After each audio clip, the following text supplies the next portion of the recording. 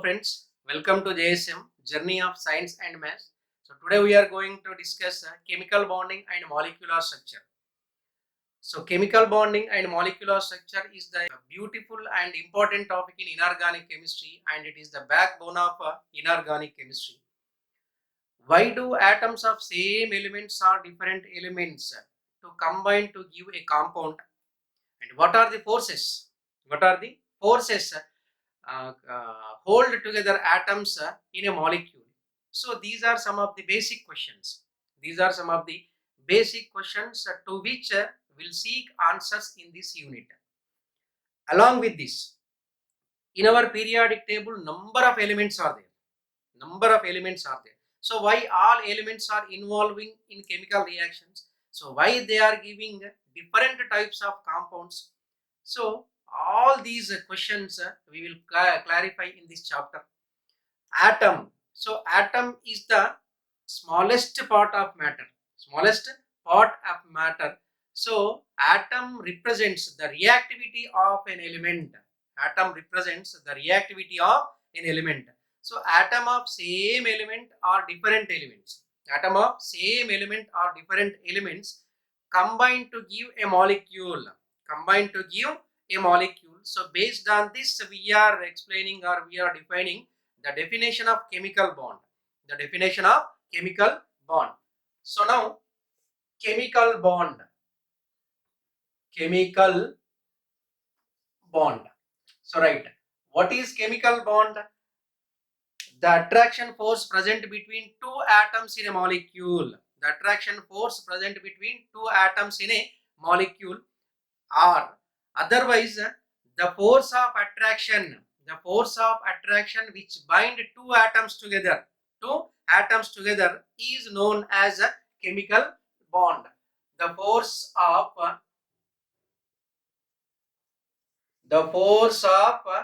attraction. The force of attraction which hold two atoms together. Okay, the force of attraction which hold two atoms together in a molecule. In a molecule is known as a chemical bond. Chemical bond. Okay, chemical bond. The force of attraction which hold two atoms together in a molecule is known as a chemical bond. So now in this definition, we used the force of attraction. The force of attraction. So force of attraction, here we used all force of attraction are not leads to formation of a chemical bond. Depending upon their energy, these attraction forces are different types. Attraction forces are different types. So now let us see different types of attractive forces. So now attractive forces. So these attractive forces are mainly three types. Okay, so now in this first one, if it is the attractive force is less than 8 kilojoules per mole, less than 8 kilojoules per mole, so this is the attractive force is known as van der Waal forces. Van der Waal forces. And if it is the attractive force between 8 to 42 kilojoules per mole, 8 to 42 kilojoules per mole, so this is the attractive force is known as a hydrogen bond. Hydrogen bond. And if it is the greater than 42 kilojoules per mole, greater than 42 kilojoules per mole, this is the attractive force is known as a chemical bond.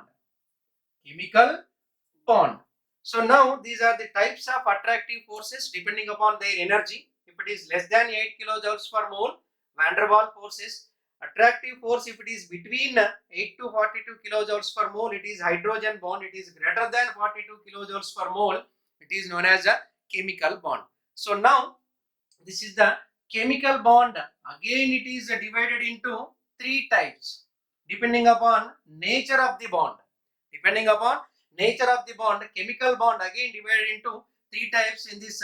First one is ionic bond, and the second one is covalent bond, and third one is coordinate covalent bond, or it is also known as a dative bond. Okay. Now let us discuss ionic bond. Ionic bond, the bond formed between two atoms due to transfer of electron. Is known as ionic bond. See, the bond formed between two atoms due to complete transfer of electron is known as a ionic bond. In general, ionic bond is formed between metallic element and non-metallic element. So this is the ionic bond is formed between metallic element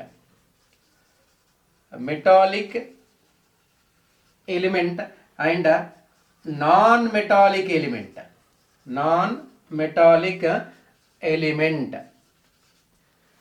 For example, sodium chloride. Sodium is a metal and chlorine is a non-metal. So electron transfer from metal to non-metal always in an ionic bond. So for example, sodium chloride. Sodium chloride, in this compound, sodium atomic number is 11, electronic configuration 1s2, 2s2, 2p6, 3s1, and chlorine atomic number is 17, electronic configuration 1s2, 2s2, 2p6, 3s2, 3p5. So here I am writing sodium and here it is chlorine. So now this is the outermost electronic configuration for sodium, and 3s2 3p5 is the outermost electronic configuration of chlorine. So now here I am taking only outermost electronic configuration. So now it is 3s1 and here it is 3s2 3p5. This is 3s2, here it is the 3p5. 1 2 3 4 5. So now complete transfer of electron from metal to non-metal. So now sodium it gives one electron to chlorine. So now sodium will become sodium ion and it takes one electron. This chlorine will become Cl minus. So between these two there is attraction force, that is nothing but what? Ionic bond. So generally we are representing as NaCl or NaCl, sodium chloride. Now let us see conditions to form ionic bond. So there are three important conditions to form ionic bond. First one is ionization enthalpy of metallic element should be low, and second condition is electron gain enthalpy of non-metallic element should be high, and the lattice enthalpy of formed ionic compound should be high. So these are the conditions to form ionic bond. For example, A is a metal element or it is a metallic element. Okay, so ionization enthalpy, so whenever it loses one electron, formation of cation plus electron. For example, B is a non-metallic element.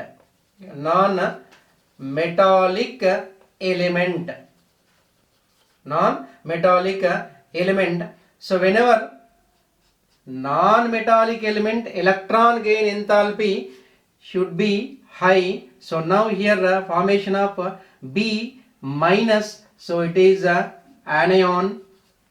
So now here enthalpy of metallic element should be low. Now it is ionization enthalpy should be low, and here electron gain enthalpy should be high. So now between A and B, so now this is the attraction force is nothing but ionic bond. So now here lattice enthalpy,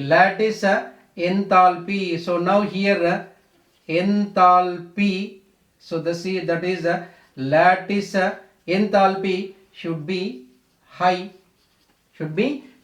So these are the conditions to form a ionic bond.